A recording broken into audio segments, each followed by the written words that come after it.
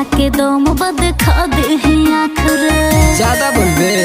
हाँ हाँ अरे उतरादारी में छिटेला लाखों लाख रे कवना के दम बद खा दे आखिर। सुनो बोला की गरती पे केस खोले बाटे समाज जी के अखाड़ा पर। अभी आगे देख जवन राइफल चमकावत तोरा इशारा पर। का चमराने जी से ले जाला ही तवा भाड़ा पर।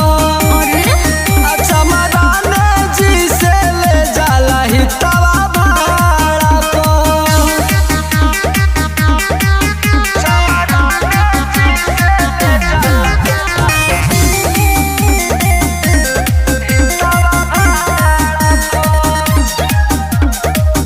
माफिया हो मजनुआ हमर डर न कोहरे मारी में।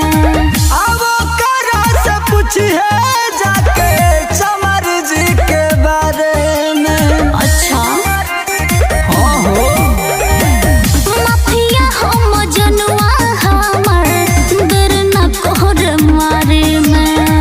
अब करा से पूछिए जाके चमर जी के बारे में।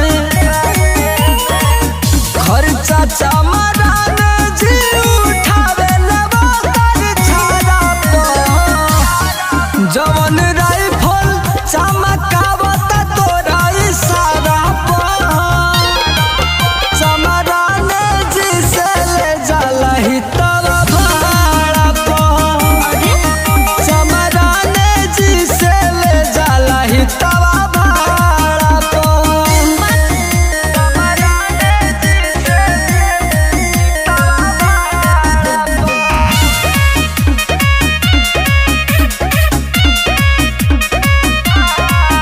फोटो खींच के डाले लाबो फेसबुक पर ग्रुप में।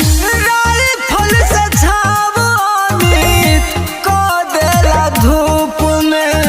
अरे वो अमनिया का चेला अच्छा फोटो खींच के डाले लाबो फेसबुक ग्रुप में।